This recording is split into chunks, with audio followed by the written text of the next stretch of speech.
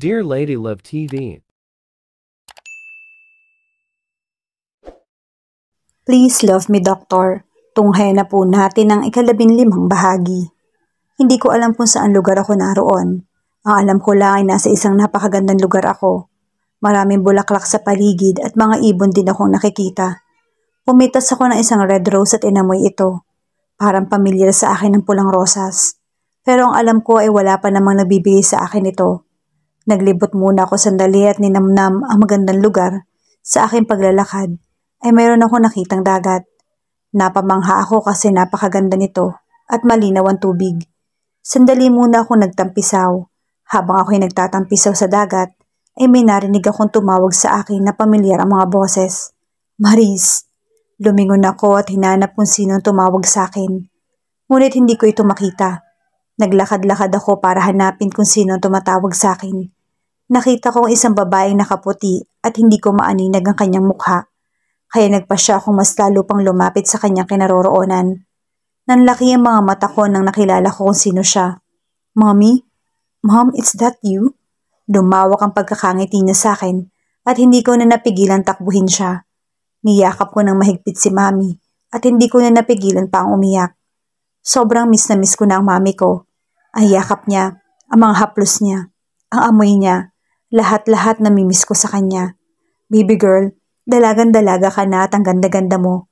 Puri sa akin ni Mami na maghiwalay na kami sa pagkakayakap. Namiss po kita, Mom.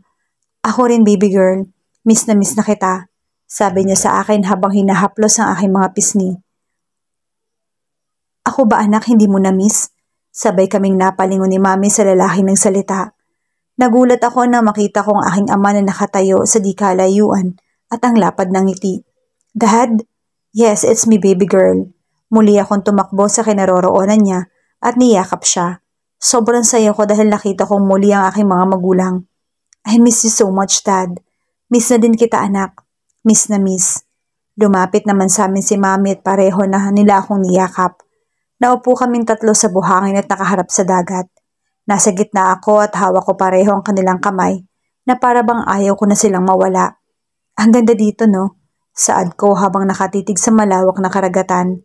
Tinignan ako ni Mami at ngumiti. Gusto mo ba dito, baby girl? Seryosong tanong sa akin ni Daddy. Opo, Dad. Gustong-gusto ko dito. Saka makakasama ko na kayo. Hinding-hindi na tayo magkakahiwalay. Nagkatinginan naman sila ni Mami na para bang may mali. Anak, mariing pinisil ni Mami ang isang palad ko at seryosong tumingin sa akin. Hindi ka nababagay dito. Hindi ka pa namin pwedeng makasama. Kailangan mong bumalik. Nagtaka ako sa sinabing iyon ni Mami. Bumalik ka, anak. Hindi ka pa namin pwedeng makasama. Kailangan ka ng kuya mo. Oo nga pala, si kuya.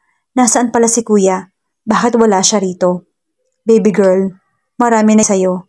Si Nana Lucy, ang kuya mo, at ang lalaking mahal na mahal mo. Masasaktan sila, anak. Lalo ako naguguluhan sa sinasabi ni Dad. Lalaking mahal na mahal ko? Sino yun? Babe, please, don't leave me. Narinig kong boses ng lalaki. Kaya nagpalinga-linga ako kung saan nanggagaling ang boses na yon. Ma'am, Dad, sino yon? Ngumiti lamang sila sa akin. Hinihintay ka niya na anak. Nakangiting wika ni Mami. Sino po? Yung lalaking una nagpatibok niyang puso mo. Baby girl, boses yun ni kuya, hindi ba? Oo anak, kaya bumalik ka na dahil hinihintay ka na nila. At para hindi na malungkot ang kuya mo. Marahang hinaplos si Dad ang aking buhok at saka matamis na ngumiti sa akin. Pero paano po kayo? Naiiyak kong sabi. Dahil alam ko maghihiwalay na naman sila. Gusto ko pa silang makasama pero may mga tao naghihintay sa akin. At lalong-lalo na yung sinasabi nilang mahal na mahal ko raw. Huwag mo kaming alalahanin anak. Kahit na hindi mo na kami makasama ng mami mo, lagi mong tatandaan na mahal ka namin at lagi kang nasa puso namin ng mami mo. At palagi rin kaming nandyan sa puso mo. Hindi mo pa oras anak. Marami ka pang kailangan gawin. Nakangiting sabi ni Mami sa akin at kitang-kita ko sa mga mata niya ang pamumuo ng kanyang mga luha. Niyakap ko sila ng mahigpit dahil sa mga oras na to ay hindi ko na silang muling mayayakap pa. Unti-unti akong kumalas sa pagkakayakap sa kanila at tinitigan ng aking mga magulang. Kita ko ang tuwa nila nang muli akong makita at mayakap kahit sa sandaling oras lamang. Ma'am, Dad, Mahal na mahal ko kayo sobra. Habang binibigkas ko ang mga katagang yon, ay siya namang nagpahugulhol sa akin. Mahal na mahal ka rin namin anak. Pakisabi kay kuya mo na mahal din namin siya ng daddy mo at miss na namin siya. I'm sorry baby girl kung iniwan namin kayo ng maaga. Mom, no, it's not your fault. Masayang masaya ako kasi kayo ang naging magulang namin ni kuya. Sige na anak, umalis ka na. Pagkasabi niyo ni dad ay hinalikan niya ako sa aking noo at nginitian. Lumakad naman ako palayo sa kanila at nakita ko pa silang kumaway at unti-unti din silang nawala sa aking paningin. May nakita naman akong liwanag at sinundan ito. Time of death. Natigilan kaming lahat nang marinig namin ang ECG machine na nagpabalik na ng heartbeat ni Maris. Mabilis na lumapit si doktora at pinulsuhan siya. Sinuri rin niya ang kanyang paghinga gamit ang stethoscope. Tiningnan din nito ang magkabilang mata niya. It's a miracle, nasabi na lamang ni doktora. Mabilis kong hinawakan ang isang kamay niya at ganun din si kuya sa kabila. Nagkatinginan pa kaming dalawa na kapwa hindi makapaniwala at parehong mapula na rin ang mga mata. Baby girl, you're alive. Hindi mo kami iniwan. Thank you baby girl. At hinalikan ni kuya ang noon ni Maris. Babe, don't worry. Makakahanap tayo ng donor mo, okay? Basta huwag kang bibitaw ha. Saad ko habang hinahaplos ang kanyang buhok. Grabe. Maris, pinakapa mo kami lalo na tong boyfriend mo. Huwag mo nang uulitin yun ha. Naiiling na sabi ni Will na ikinangiti namin. Mr. Briones, puntahan mo ako mamaya sa opisina ko. May kailangan pala akong sabihin sa'yo. Seryosong bahalin ni doktora. Sige po, Doc. Susunod ho ako. Sige, mauna na kami sa inyo. Paalam ng doktora. Doc Mark, tawag sa akin ni Kuya. Saglit muna siyang natahimik saka muli nagsalita. Hindi ko na patatagalin pa to. Kailangan na naming umalis bukas na bukas din. Aasikasuhin ko na ngayon ang mga kakailanganin namin. Saglit ako natahimik saka siya muling hinarap. Kung ano makabubuti sa kanya. Salamat dahil alam kong mas madali kami makakahanap doon ng donor niya. Tumangulang ako sa kanya. At maya-maya nagpaalam siyang pupuntahan si doktora. Bigla naman akong kinabahan. Doc, tawag ko sa doktora na makapasok na ako sa kanyang opisina. Maupo ka Mr. Briones. Alok sa akin ng doktor. Umupo ako sa visitor's chair sa may lamesa niya. Hindi na ako magpapaligoy-ligoy pa Mr. Briones. Kailangan niya na magpa-heart transplant kahit sa mga panahong ito. Kasi hindi natin alam kung baka maulit na naman ang nangyari kanina. Ay no, doktora. Kaya dadalhin ko siya sa ibang bansa para doon sana maisagawa ang heart transplant. Mas madali kami makakahanap doon kung sakali. Sige, ikaw ang bahala Mr. Briones. Ipapaayos ko na ang discharge ni Maris at iba pang kakailanganin. Salamat po, Doc. Pagkatapos ng pag-uusap naming iyon, ay lumabas na ako ng kanyang opisina at bumalik sa kwarto ni Maris. Naabutan ko pang nasa tabi niya si Doc Mark at hawak-hawak nito ang kamay ng aking kapatid. Napatingin siya sa akin nang malapit na ako at saka tumayo sa kanyang kinauupuan. Anong sabi ni doktora? Bungad sa akin ni Doc Mark. Ipapaayos na raw niya ang discharge ni Maris at iba pang kailangan para mailipat na siya sa ospital sa ibang bansa. Tumawag na din ako sa sekretarya ko para ayusin ang lahat. Sige, basta tawagan mo ako kaagad kung anong balita. Tumangulang ako at saglit na namutawi ang katahimikan. Doc Mark, pwede ba kitang makausap? Doon na lang tayo sa labas. Lumabas muna kami ni Doc Mark at naiwan si Nana Lucy sa loob ng kwarto. Sa labas lang kami ng kwarto ni Maris nag-usap. If ever na hindi kami makahanap agad ng donor, putol ko saglit sa aking sasabihin at seryoso nakakunot ang noo ni Mark na nakatitig sa akin. Ako magiging donor niya. Nanlaki ang mga mata ni Mark at napahawak sa kanyang ulo. Saglit siyang tumalikod sa akin at humarap na nakapamewang. Are you crazy?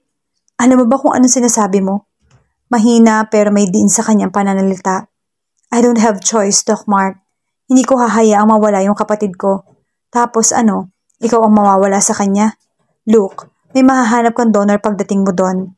Sa tingin mo ba matutuwa si Liz sa gagawin mong yan? At sa tingin mo din ba hahayaan ko mawala yung kapatid ko? Mas gugustuhin ko pang ako ang mawala kaysa sa siya yung mawala na wala man lang ako nagawa. Hindi ko na mapigilan ang sarili kong mapasigaw at maiyak dahil sa kalagayan ni Maris. Alam mo, Doc, kung gaano ko kamahal yung kapatid ko. Gusto kong sumaya siya. Ngayon ko lang siya nakitang sobrang saya. Yun ay dahil sa'yo. Saglit na natigilan si Doc Mark sa sinabi ko. Kailangan mo magsakripisyo para sa ikaliligaya ng kapatid ko. My decision is final. Wika ako kay Mark. But, Tinalikuran ko na si Mark at hindi na siya muling pinagsalita. Nakahanda na ang lahat para ilipat si Maris. Nagkita muna kami ni Doc Mark sa kanyang opisina bago kami tuluyang pumunta ng airport. Doc Mark, paano ba yan? Aalis na muna kami. Baka medyo matagalan pa bago makabalik si Maris. Kailangan muna niya makarecover doon. Para pagbalik niya dito, maayos na siya. Naiintindihan ko. I'm willing to wait. Basta gumaling lang siya. Tumayo na ako at lalabas na sana ng opisina ni Mark nang muli niya itong tawagin. Kuya. Lumingon ako sa kanya at hinihintay ang kanyang sasabihin. Don't worry, makakahanap ka ng donor doon. Ngumiti lang ako ng pilit sa kanya at saka tuluyan ng lumabas. Nailapit na namin kaagad si Marie sa pribadong ospital sa States at mariing sinuri ng mga doktor. Kailangan na daw makahanap ng donor hanggang sa susunod na araw dahil baka hindi na raw kayanin pa ni Maris. Ano iho, mayroon na daw bang balita? Tanong ni Nana Lucy. Isinama ko na siya dito para may katuwang ako mag-alaga kay Maris habang nandito kami sa ospital. Umiling na lang ako sa kanya. Umupo ako sa katabi ni Maris at hinawakan ang kanyang kamay. Hindi ko malaman kung paano ko sasabihin kay Nana Lucy ang aking plano. Alam kong tututol siya pero wala akong magagawa kung iyon lang ang paraan. Nana Lucy, aalis po muna ako at bibili lang ako ng makakain. Babalik din ho agad ako. Sige iho, ako na muna ang bahala dito. Makaraan ng ilang oras ay pabalik na sana ako sa kwarto ni Maris na may mahagip akong isang lalaking nakatayo sa harapan ng aking kwarto. Nakasuot ng hood at nakasombrero. Lalapitan ko na sana ito nang bigla na lang siya naglakad palayo. Pero parang pamilyar sa akin ang lalaking yon. Hindi naman siguro. Bulong ko sa aking sarili. Pagkapasok ko kaagad ng kwarto ay agad na bumungad sa akin ng malapad ng ngiti ni Nana Lucy. Sinalubong ako nito agad at niyakap. Iho, may nahanap na daw na donor. Masayang wika sa akin ni Nana Lucy. Talaga Nana?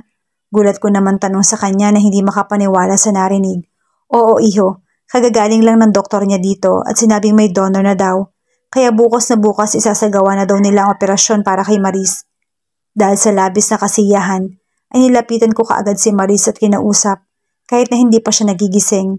Dahil alam kong maririnig naman niya mga sinasabi ko. Baby girl, narinig mo yon? May donor ka na. Gagaling ka na baby girl. Hindi ka na makakaramdam ng sakit. Habang sinasabi ko yun sa kanya, siya naman pagluha ko. Luha ng kaligayahan. Tinawag ko kaagad si Mark para sabihin sa kanya magandang balita. Hello? Doc Mark? Tawag ko kaagad sa kanyang pangalan. Hello, anong balita? May donor na. Talaga?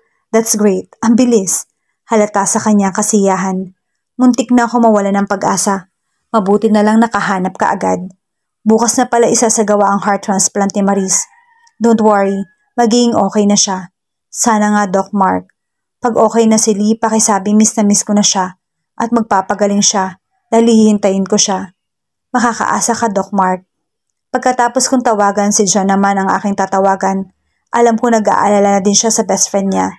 Tinawagan ko siya nung paalis na kami at pupunta dito sa States. Labis ang kanyang lungkot nang malaman niya yon. Nakakailang dahil na ako pero cannot be reached pa rin. Nagpa siya akong tawagan na lamang siya bukas at sabihin ng magandang balita. Kinakabahan ako habang nasa operating room na si Maris at kami naman ni Nana Lucy ay naghihintay sa kanyang paglabas. Kanina pa, paruot pa rito at hindi mapakali dahil sa sobrang kaba ko. Nagpunta pa dito muna si Nana Lucy sa chapel para ipagdasal si Maris na sana maging maayos ang kanyang operasyon. Ilang oras na nakalipas ay sa wakas, lumabas na din ang doktor. Nilapitan kaagad namin ito ni Nana Lucy. Doc, how's my sister? She's brave and now she's very much alive. The operation is successful, Mr. Briones. Masayang sabi ng doktor. At dahil sa kaligayahan ko ay hindi ko napigilan pang yakapin ng doktor na siyang ikinagulat niya. Thank you for saving my sister. That's our duty. Who's the donor anyway? Tanong ko sa doktor. Nakita ko naman ang bakas ng kanyang kalungkutan. Tinitigan niya muna ako at nagsalita. He left a letter for you and for your sister. Sabay abot nito sa akin ng sulat. Nagtataka ako bakit siya mag-iiwan ng sulat sa aming magkapatid. Ibig ba nitong sabihin kilala niya kami? Napalunok akong bigla. Mali sana ang iniisip ko ngayon. Sa sulat ay may nakalagay na pangalan ko at ang isa ay pangalan naman ni Maris. Nanginginig ang kamay ko na binuksan ang sulat. Nanlaki ang mga mata ko habang binabasa ang nilalaman ng sulat at napasandal sa pader. Takang tiningnan naman ako ng doktor at ni Nana Lucy. Habang binabasa ko ang sulat, ay siyang dire-diretsong pagpatak ng aking mga luha. Nagulat pa sila ng pagsusuntukin ko ang pader. Inawat naman ako ni Nana Lucy at ng doktor. Ano bang nangyayari? Ano bang nangyayari sa iyong bata ka ha? Nag-aalalang tanong sa akin ni Nana. Nakaluhod na ako sa malamig na semento at wala pa rin tigil ang aking paghagulhol. Sunod-sunod ang mura at sigaw. Why did he do that? Why? Sunod-sunod kong sigaw. Sino ba yun, iho? Kilala mo ba ang naging donor ni Maris? Iyak pa rin ang iyak at hindi makapagsalita.